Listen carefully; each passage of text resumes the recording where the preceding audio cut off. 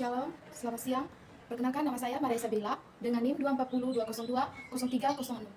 Baik, di sini saya akan menjelaskan tentang konsep manajemen pemasaran. Yang pertama, definisi manajemen pemasaran.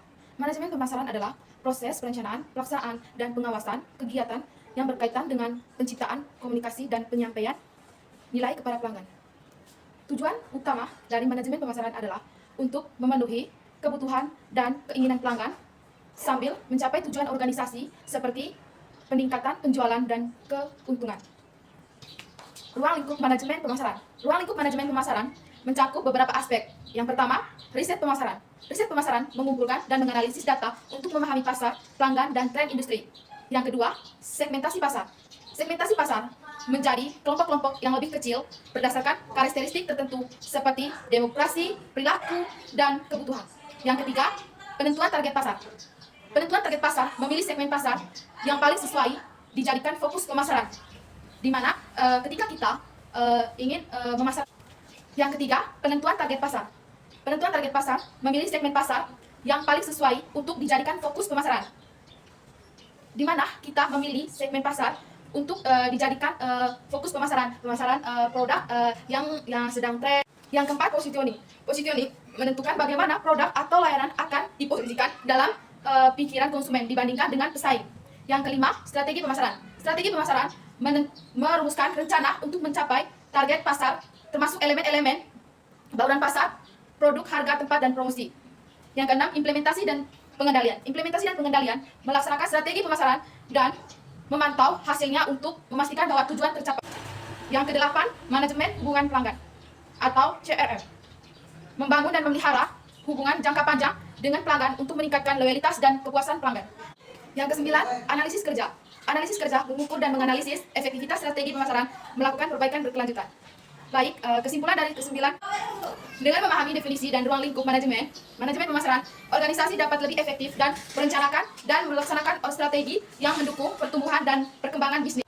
Baik, konsep-konsep dasar manajemen pemasaran. Konsep 4P adalah salah satu kerangka kerja fundamental dalam manajemen pemasaran yang membantu perusahaan merumuskan strategi pemasaran yang efektif.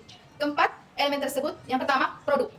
Produk menunjukkan pada barang atau layanan yang ditawarkan kepada konsumen, yang mencakup desain, kualitas, fitur, dan manfaat dari produk. Penting untuk memahami kebutuhan dan keinginan pelanggan agar produk yang dikembangkan relevan dan menarik. Yang kedua, price. Price menentukan nilai yang harus dibayar oleh pelanggan untuk mendapatkan produk. Strategi harga harus mempertimbangkan biaya produk, nilai yang dirasakan oleh pelanggan, serta harga pesaing. Penempatan harga yang tepat dapat mempengaruhi permintaan dan profitabilitas pelanggan. Yang ketiga, place atau tempat.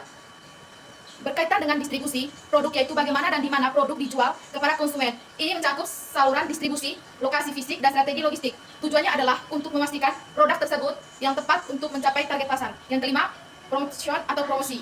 Promotion atau promosi meliputi semua aktivitas yang dilakukan untuk mempromosikan produk kepada konsumen. Ini termasuk periklanan kepada masyarakat dan pemasaran digital. Promosi yang efektif dapat meningkatkan kesadaran merek dan mendorong penjualan. Baik, yang kedua, penawaran produk atau diversifikasi produk, di mana menawarkan berbagai produk investasi seperti rekayasa dana, saham, dan obligasi untuk memenuhi kebutuhan segmen pasar yang berbeda. Paket layanan khusus membuat paket layanan yang dirancang khusus untuk tertentu seperti konsultasi investasi atau perencanaan keuangan. Yang ketiga, pemasaran digital atau website dan yang informatif, di mana membangun website yang user friendly yang memberikan informasi lengkap tentang produk dan layanan. Yang pertama, media sosial, di mana media sosial menggunakan platform seperti Instagram, Facebook, dan link untuk berinteraksi dengan klien dan kontrak klien atau mempromosikan produk dalam perusahaan PT Kontrak Perkasa Bali. Yang kedua, kontak marketing, di mana menyediakan artikel, video, dan webinar mengenai investasi dan perencanaan keuangan untuk menarik minat calon klien. Baik, yang keempat, kegiatan promosi atau webinar atau seminar, mengadakan acara online dan offline untuk edukasi dan mengenai investasi produk yang ditawarkan, atau program referral yang menerapkan program referral untuk mendorong klien yang ada untuk merekomendasikan layanan kepada orang lain. Yang kelima, kemitraan strategi atau bermitra dengan institusi keuangan, bekerja sama dengan bank atau lembaga keuangan yang lain untuk memperluas jangkauan pasar dan menawarkan produk yang lebih komprehensif. Ada kolaborasi dengan Infuser, di mana Infuser ini menggandeng Infuser di bidang keuangan untuk meningkatkan visibilitas dan kredibilitas perusahaan PT Kontak Perkasa Bali. Yang keenam, layanan dengan baik.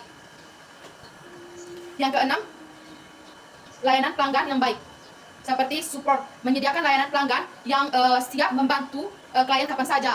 Yang kedua, feedback atau penyesuaian, mengumpulkan baik dari klien untuk terus meningkatkan layanan dan produk yang ditawarkan. Yang ketujuh, analisis penyesuaian strategi atau analisis. Baik, yang ketujuh, analisis dan penyesuaian strategi. Yang pertama, monitoring kinerja. Secara rutin, menganalisis kinerja pemasaran dan penjualan untuk menentukan efektivitas strategi yang diterapkan dalam perusahaan PT Kontak Perkasa Bali. Yang kedua, penyesuaian berdasarkan data. Menggunakan data untuk menyesuaikan strategi pemasaran agar lebih sesuai dengan tren pasar dan kebutuhan para klien.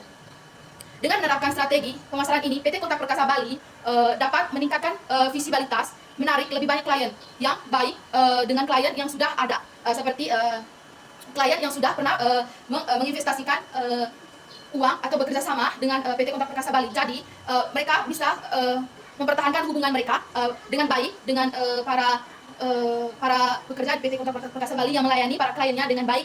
Dan di sini saya akan contoh implementasi strategi pemasaran yang dapat diterapkan di PT Kontak Perkasa Bali.